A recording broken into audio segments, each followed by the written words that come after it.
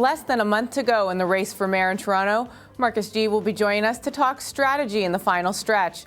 And later, Vancouver voters are also heading to the polls. We take a look at that election. I'm Madeline White. Welcome to Globe Now.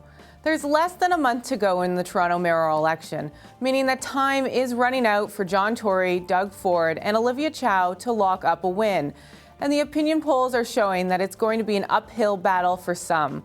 This week, 2 polls were released. Both show John Tory hovering above the 40% support mark. And the polls also show a widening gap between Doug Ford and Olivia Chow. So is it game over for Chow and Ford, or will Tory falter? Marcus G. joins us now to discuss. Welcome, Marcus. Thank you. So what do you make of these recent polls? Well, there's definitely a strong surge for John Tory. We've seen that since about the end of August. Olivia Chow had been leading earlier in the campaign back in the spring, but tide has turned very much in his favor, and she has a very short time in which she can close that gap. Now, we've seen a lot of polls in provincial and federal elections kind of miss the mark a little bit. Do you have faith in these numbers? Well, we never really know. I mean, we still have 4 weeks to go, and that's a long time. It's almost as long as some federal and provincial elections. So anything could happen, but definitely Mr. Tory has the momentum right now. So let's talk about John Tory's strategy then for a second. Does he need to be doing anything differently in these last few weeks? Well, I think if he's smart, and what he is doing is sort of hunkering down and sticking on message, because it's all working for him. His transit plan seems to be generating a lot of attention. His sort of air of confidence is coming through. He's doing well in the debate. So I think he's very much going to stay the course, kind of bat away any of these objections that his opponents are raising. Now, there's some findings that maybe he's also digging into Doug Ford's support out in Etobicoke and Scarborough. So what does Doug Ford need to do differently with the time that's left? Well, Doug Ford is very much staying on the Ford message, which is to cut taxes and to champion the little guy. Of course, he came out right off the bat and called John Tory an elitist, unsympathetic to the ordinary folk. And so it's a very populist campaign that he's running. We'll have to see if it works. Now, Olivia's got some ground to cover. She's been attacking John Tory as of late. Is this the right strategy for her? I think it's really all she can do. I mean, she's hoping this will come down to trust in the end, and she's chipping away at the trustworthiness of John Tory's campaign, particularly his transit plan, which is a very bold plan, but there are a lot of questions about it, and she's really hammering away at those questions and trying to, as I say, chip away at his credibility. Do you think that's resonating with voters, though? Well, the polls haven't shown it so far. I mean, in the media, you've seen a lot of attention to his transit plan, more questions being raised, and he's been trying to kind of knock those aside.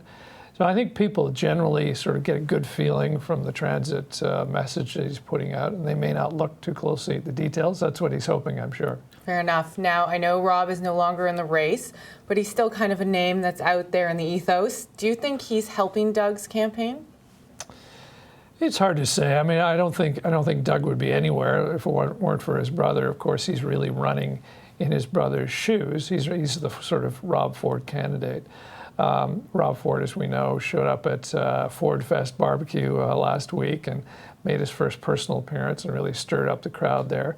He's looks like he may appear from time to time as he has a bit of a gap in his cancer treatment. So that may play a role, certainly, in shoring up his base support.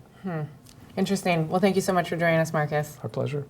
Well, we want to hear from you. How do you expect the last weeks of campaigning to play out in Toronto? Tweet us your thoughts. Our Twitter handle is @GlobeNow. Toronto is not the only place in the country holding municipal elections. Cities in 7 provinces and territories are also going to the polls this fall. One of those places is Vancouver, and the state of the race there is quite different than what's going on in Toronto. The Globe and Mail's Ian Bailey explains. That building behind me is Vancouver City Hall, and up on the 3rd floor is the office of the mayor. The current mayor is Gregor Robertson of the Centre-Left Vision Vancouver Party. It's a job he's held since 2008.